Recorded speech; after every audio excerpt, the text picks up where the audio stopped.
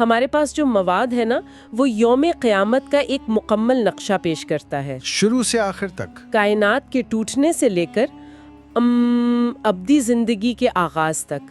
اور ہمارا مقصد صرف واقعات کو گننا نہیں ہے، نہیں بالکل نہیں، یہ سمجھنا ہے کہ کیوں ہوگا۔ جی اس سفر کے ہر مرحلے میں چھپے انصاف، خوف اور امید کو سمجھنا ہے۔ بالکل، یہ مواد ایک بہت بڑی کہانی سناتا ہے نا، جس میں ہر واقعہ ایک آپ کہہ لیں کہ روحانی مقصد رکھتا ہے۔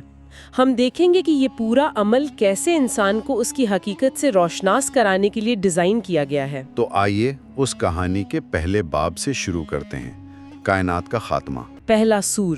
جی مواد کے مطابق اس کا آغاز حضرت اسرافیل کے سور پھونکنے سے ہوگا، جو ایک جمعے کا دن ہوگا۔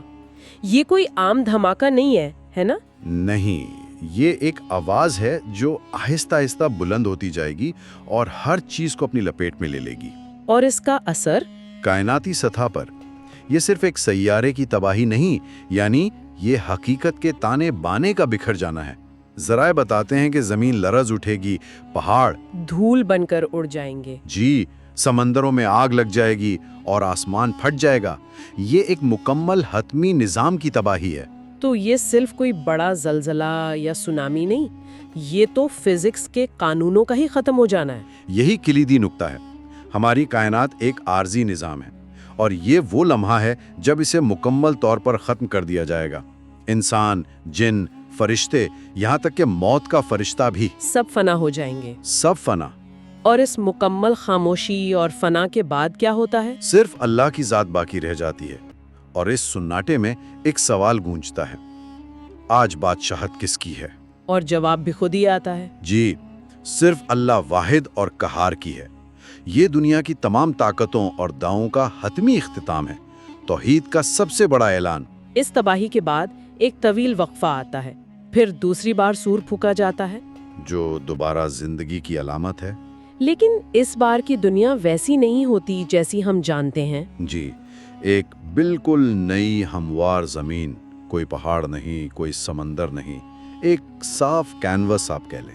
اور پھر ایک خاص بارش ہوتی ہے، جس سے انسانوں کے جسم ان کی ریڑھ کی ہڈی کے ایک حصے سے دوبارہ اگنا شروع ہو جاتے ہیں، اور سب ایک ساتھ اٹھ کھڑے ہوتے ہیں، ننگے پاؤں، ننگے بدن، بغیر ختنے کے، بالکل ویسے جیسے پیدا ہوئے تھے۔ یہ مساوات کا حتمی اظہار ہے نا؟ کوئی عہدہ، کوئی دولت، کوئی شناخت باقی نہیں رہتی۔ لیکن اٹھنے کے بعد ایک فرق واضح ہو جاتا ہے۔ جی سب سے پہلے انبیاء اور نیک لوگ اٹھتے ہیں، لیکن دوسری طرف گناہ گار اور منکر لوگ، وہ اپنے اعمال کے مطابق مختلف حالتوں میں اٹھتے ہیں۔ یعنی جس حالت میں وہ اٹھائے جاتے ہیں وہ ان کی دنیاوی زندگی کا عکس ہوتا ہے۔ بالکل، یہ مجسم انصاف کا تصور ہے۔ آپ کے اعمال آپ کے وجود پر لکھ دیے جاتے ہیں۔ جو دنیا میں تکبر سے چلتا تھا اسے چیٹی کی شکل میں اٹھایا جاتا ہے، جسے لوگ روند رہے ہوتے ہیں۔ جی، اور جو جان بوجھ کر حق سے اندھا بنا رہا اسے اندھا اٹھایا جاتا ہے۔ یہ ان کے اندرونی حقیقت کا ظاہری روپ ہے۔ قبروں سے اٹھنے کے بعد سب کو ایک جگہ جمع ہونا ہے، میدان حشر، اور وہ شام کا علاقہ ہوگا۔ اور وہاں تک کا سفر بھی اعمال کے مطابق ہی طے ہوگا۔ مطلب مومنوں کے لیے نسبتاً آسان۔ جی کچھ پیدل، کچھ سواریوں پر، لیکن کافروں کو ذلت کے ساتھ گھسیٹا جائے گا یا ایک آگ انہیں ہاں کر لے جائے گی۔ سفر کا آغاز ہی انجام کی خبر دے رہا ہوتا ہے۔ اور جب سب میدان حشر میں جمع ہو جاتے ہیں تو وہاں کوئی کاروائی نہیں ہوتی، بلکہ ایک طویل ناقابل تصور انتظار شروع ہوتا ہے۔ اور یہی اصل امتحان ہے۔ کائنات کے خاتمے کے بعد ایک گہری خوفناک خاموشی اور ٹھہراؤ، سورج صرف 1 میل کے فاصلے پر۔ 1 میل؟ اور زمین تانبے کی طرح دہک رہی ہے۔ لوگ اپنے اعمال کے مطابق پسینے میں ڈوبے ہوں گے، کسی کے ٹخنوں تک، کسی کے منہ تک۔ اور یہ انتظار 50,000 سال تک جاری رہے گا۔ بالکل، یہ مصیبت صرف جسمانی نہیں بلکہ ذہنی اور روحانی اذیت ہے۔ یہ ایک حیران کن نفسیاتی تفصیل ہے کہ انتظار کی اذیت اتنی شدید ہوگی کہ لوگ دعا کریں گے کہ حساب شروع ہو، چاہے نتیجہ جہنمی کیوں نہ ہو۔ یہی بے بسی اور مایوسیوں نے اگلے مرحلے کی طرف دھکیلتی ہے، شگفات کی تلاش۔ تو اس ناقابل برداشت انتظار سے تنگ آ کر انسانیت ایک حل تلاش کرتی ہے۔ وہ کسی ایسے کو ڈھونڈتے ہیں جو خدا کے حضور اس کارروائی کو شروع کرنے کی درخواست کر سکے۔ اور وہ فطری طور پر اپنے سب سے بڑے رہنماؤں کے پاس جاتے ہیں، حضرت آدم، پھر حضرت نوح، حضرت ابراہیم، حضرت موسیٰ اور حضرت عیسیٰ علیہ السلام کے پاس۔ اور یہاں ایک حیران کن بات سامنے آتی ہے، انسانیت کے یہ عظیم ترین رہنما سب انکار کر دیتے ہیں۔ جی، ایک ایک کر کے وہ سب خدا کے جلال اور غضب کا ذکر کرتے ہوئے اپنی عاجزی کا اظہار کرتے ہیں۔ ان سب عظیم پیغمبروں کے نہیں کہنے میں کیا حکمت ہے؟ اس کے دو گہرے مقاصد ہیں۔ پہلا تو یہ کہ اس دن کی ہیبت اور سنگینی واضح ہو جائے۔ اگر یہ عظیم ہستیاں بھی بات کرنے سے ہچکچا رہی ہیں تو عام انسان کی کیا حیثیت ہوگی؟ اور دوسرا یہ کہ نبی اکرم صلی اللہ علیہ وسلم کے منفرد مقام کو اجاگر کیا جائے، جو اس کائناتی گفتگو کو شروع کرنے کی اہلیت رکھنے والی واحد شخصیت کے طور پر سامنے آتے ہیں۔ اور جب سب مایوس ہو کر آپ صلی اللہ علیہ وآلہ وسلم کے پاس آتے ہیں تو آپ فرماتے ہیں، ہاں میں اس کے لیے ہوں۔ جی، پھر آپ کو مقام محمود یعنی قابل حمد مقام تک پہنچایا جاتا ہے۔ یہ کوئی جسمانی جگہ ہے یا ایک روحانی مرتبہ؟ ذرائع سے لگتا ہے کہ یہ دونوں ہیں، ایک بلند ترین مقام، لیکن اس سے بھی اہم یہ وہ حتمی اعزاز ہے جو اس وقت بولنے کا اختیار دیتا ہے جب باقی سب خاموش ہوں۔ آپ صلی اللہ علیہ وآلہ وسلم سجدے میں گر کر اللہ کی ایسی حمد بیان کرتے ہیں جو اس سے پہلے کبھی نہیں کی گئی، اور اس کے جواب میں اللہ تعالیٰ فرماتے ہیں، اے محمد، سر اٹھاؤ، مانگو تمہیں دیا جائے گا، سفارش کرو قبول کی جائے گی۔ اور یہی ہے شفاعت کبریٰ، حساب شروع کرنے کے لیے۔ اس کے بعد عدالت قائم ہوتی ہے، اور پھر اعمال نامے تقسیم کیے جاتے ہیں۔ جی، مومنین کو دائیں ہاتھ میں، جسے وہ خوشی سے دوسروں کو دکھاتے ہیں، جبکہ کافروں کو بائیں ہاتھ یا پیٹھ پیچھے سے، جو رسوائی کی علامت ہے، وہ حسرت سے کہتے ہیں کہ کاش ہمیں یہ دیا ہی نہ جاتا۔ جو بات مجھے بہت دلچسپ لگی وہ یہ ہے کہ ہر ایک سے سوال و جواب کا طریقہ الگ ہے۔ اچھا، یہ کوئی یکساں عدالتی نظام نہیں ہے؟ بالکل نہیں، چونکہ انصاف کا تقاضا یہی ہے۔ مشرکین جب اپنے شرک سے انکار کریں گے نا تو ان کے خلاف گواہ پیش کیے جائیں گے۔ کون گواہی دے گا؟ فرشتے، انبیاء، زمین، اور آخر میں ان کے اپنے جسم کے اعضاء؟ ان کے اپنے اعضاء۔ جی، ان کے ہاتھ اور پاؤں ان کے خلاف بول اٹھیں گے۔ اور منافقین کا کیا، جو دنیا میں دوغلی زندگی گزارتے تھے؟ وہ اپنی نیکیوں کا دعویٰ کریں گے، لیکن ان کے منہ پر مہر لگا دی جائے گی اور ان کے اعضاء ان کے نفاق کی گواہی دیں گے۔ لیکن مومنین کے ساتھ معاملہ بالکل مختلف ہے۔ جی، وہاں ایک بہت ہی ذاتی اور امید دلانے والا منظر بیان کیا گیا ہے۔ وہ کیسا ہے؟ ایک مومن کو اللہ اپنے قریب بلائیں گے، اس پر اپنی رحمت کا پردہ ڈالیں گے اور تنہائی میں اس سے اس کے گناہوں کا اقرار کروائیں گے۔ یہ کوئی عوامی تذلیل نہیں ہے۔ یہ تو ایک مقدمے سے زیادہ ایک آخری ہمدردانہ گفتگو لگتی ہے۔ بالکل، اور جب وہ مومن اپنے تمام گناہوں کا اعتراف کر کے سمجھتا ہے کہ اب وہ ہلاک ہو گیا تو اللہ تعالیٰ فرماتے ہیں، میں نے دنیا میں بھی تیرے ان گناہوں پر پردہ ڈالا تھا اور آج بھی انہیں معاف کرتا ہوں۔ جی، یہ اس دن رحمت کا ایک بے مثال منظر ہے۔ سوال و جواب کے بعد حقوق کے حساب کا مرحلہ آتا ہے، مطلب لوگوں کے آپس کے معاملات۔ اور یہ بہت سنگین معاملہ ہے۔ حقوق اللہ میں سب سے پہلے نماز، لیکن حقوق العباد میں سب سے پہلے قتل کا حساب ہوگا۔ اور انصاف اتنا کامل ہوگا کہ اگر کسی جانور نے بھی دوسرے پر ظلم کیا ہوگا تو اس کا بھی بدلہ دلوایا جائے گا۔ جی ہاں، یہاں تک کہ اس کا بھی بدلہ ہوگا۔ لیکن وہاں تو کوئی کرنسی نہیں ہوگی، یہ قرض کیسے چکائے جائیں گے کہ کرنسی میں ہوگی؟ ظالم کی نیکیاں لے کر مظلوم کو دی جائیں گی، اور اگر نیکیاں ختم ہو گئیں تو مظلوم کے گناہ ظالم پر ڈال دیے جائیں گے۔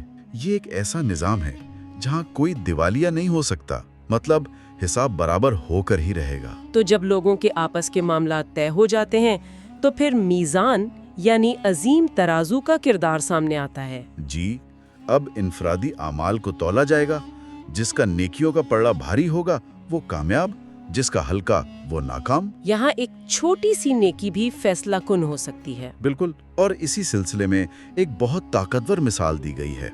ایک شخص کے گناہوں کے 99 رجسٹر ہوں گے، حد نگاہ تک پھیلے ہوئے، وہ تو اپنی تباہی یقینی سمجھے گا، لیکن پھر نیکیوں کے پڑے میں ایک چھوٹا سا کاغذ رکھا جائے گا جس پر لکھا ہوگا لا الہ الا اللہ، اور وہ ایک کلمہ ان 99 رجسٹروں پر بھاری پڑ جائے گا۔ جی، آئیے اس تصویر پر ایک لمحہ رکتے ہیں کیونکہ یہ اس پورے عمل کا دینیاتی مرکز ہے۔ ذرائع یہاں ایک بہت بڑا دعویٰ کر رہے ہیں کہ زندگی بھر کی غلطیاں ایمان کے ایک سچے اقرار سے مٹ سکتی ہیں۔ یہ گہری امید کا پیغام ہے، لیکن یہ اس اقرار کی سچائی پر بہت زیادہ وزن بھی ڈالتا ہے نا؟ بالکل، یہ توحید کی طاقت اور اللہ کی رحمت کا بیان ہے۔ میزان کے بعد آخری اور شاید سب سے خوفناک مرحلہ آتا ہے، پل صراط۔ جہنم کے اوپر رکھا ہوا ایک پل جو بال سے باریک اور تلوار سے تیز۔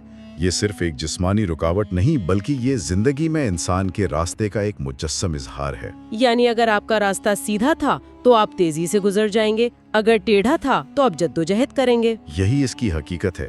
اس پل سے گزرنے سے پہلے مکمل اندھیرا چھا جائے گا اور ہر شخص کو اس کے ایمان کے مطابق روشنی دی جائے گی۔ کچھ کو بہت زیادہ، کچھ کو صرف اتنی کہ ان کا انگوٹھا ہی روشن ہو۔ جی، یہ سفر ہر ایک کے لیے انفرادی ہے، کچھ بجلی کی طرح، کچھ ہوا کی طرح اور کچھ گرتے پڑتے زخمی ہوتے ہوئے گزریں گے۔ اور اس پر لگے ہوئے کانٹے بھی ہیں جو کچھ لوگوں کو زخمی کرتے ہیں اور کچھ کو کھینچ کر جہنم میں گرا دیتے ہیں۔ یہ منظر اتنا ہولناک ہے کہ انبیاء بھی صرف یہی دعا کر رہے ہوں گے، اے اللہ سلامتی عطا فرما۔ جو لوگ کامیابی سے یہ پل عبور کر لیتے ہیں وہ جنت کے دروازے کے قریب پہنچ جاتے ہیں، لیکن کہانی یہاں ختم نہیں ہوتی۔ جی، یہ ایک دلچسپ تفصیل ہے۔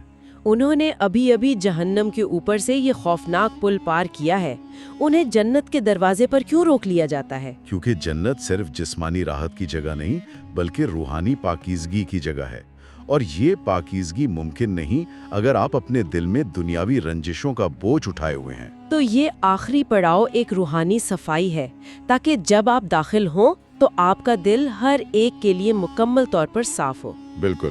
تو جب آپ سوچتی ہیں کہ حساب کتاب مکمل ہو گیا، ذرائع رحمت کا ایک اور بہت بڑا باب کھلتے ہیں۔ ان لوگوں کا کیا ہوتا ہے جو جہنم میں گرا دیے گئے؟ نبی اکرم صلی اللہ علیہ وسلم جب یہ دیکھتے ہیں کہ ان کی امت کے بہت سے لوگ گناہوں کی وجہ سے جہنم میں ہیں تو وہ بار بار سجدے میں گر کر ان کے لیے شفاعت کی اجازت طلب کرتے ہیں۔ اور انہیں اجازت ملتی ہے؟ جی۔ اور وہ کس بنیاد پر لوگوں کو نکالتے ہیں؟ ایمان کی بنیاد پر۔ پہلے ان کو جن کے دل میں جو کے دانے کے برابر ایمان تھا، پھر رائی کے دانے کے برابر، اور پھر رائی سے بھی کم۔ یہ سلسلہ چلتا رہتا ہے یہاں تک کہ آخر میں اللہ تعالیٰ اپنی رحمت سے خود ان لوگوں کو بھی جہنم سے نکالتے ہیں جنہوں نے زندگی میں صرف ایک بار صدق کے دل سے لا الہ الا اللہ کہا تھا۔ یہ ایک طاقتور پیغام ہے کہ جب تک بنیادی تعلق موجود تھا، امید کبھی مکمل طور پر ختم نہیں ہوئی۔ جی۔ جب سب جنتی جنت میں اور جہنمی جہنم میں چلے جاتے ہیں تو ایک آخری حتمی منظر سامنے آتا ہے۔ جی، موت کو ایک سفید مینڈھے کی شکل میں لایا جاتا ہے اور سب کے سامنے ذبح کر دیا جاتا ہے۔ ایک منٹ، موت کو ذبح کر دیا جائے گا؟ یہ تو ایک بہت ہی طاقتور شاعرانہ تصویر ہے۔ یہ صرف یہ کہنا نہیں ہے کہ تم ہمیشہ زندہ رہو گے، یہ خاتمے کے تصور کو ہی ختم کر دینا ہے۔ کیا ہی حتمی اور مطلق اعلان ہے۔ بالکل، یہ ابدیت کا علامتی اعلان ہے۔ اس کے بعد پکارا جاتا ہے، اے جنت والو، ہمیشہ کی زندگی ہے، اب موت نہیں آئے گی۔ اور اے جہنم والو، ہمیشہ کا عذاب ہے، اب موت نہیں آئے گی۔ یہ سن کر جنتیوں کی خوشی کی انتہا نہیں رہتی اور جہنمیوں کے غم اور مایوسی کا کوئی ٹھکانہ نہیں رہتا۔ یہ ابدیت کا اٹل فیصلہ ہے۔ تو یہ ہے قیامت کے دن کا سفر، کائنات کی تباہی سے شروع ہو کر ابدی زندگی پر ختم ہوتا ہے۔ اس میں خوف بھی ہے، کامل انصاف بھی، اور اللہ کی بے پناہ رحمت بھی۔ اور اس ساری گفتگو کا نچوڑ اس ایک سوال اور جواب میں ہے جو مواد کے آخر میں ملتا ہے۔ نبی اکرم صلی اللہ علیہ وسلم سے پوچھا گیا، مومنوں میں سب سے زیادہ عقل مند کون ہے؟ اور آپ صلی اللہ علیہ وسلم نے فرمایا، جو موت کو زیادہ یاد کرتا ہو اور جو موت کے بعد آنے والے وقت کے لیے اچھی طرح تیاری کرتا ہو۔ یہ سوال اور اس کا جواب ہمیں یاد دلاتا ہے کہ اصل دانائی اس عارضی دنیا کی کامیابی میں نہیں، بلکہ اس آنے والے ابدی مستقبل کی تیاری میں ہے۔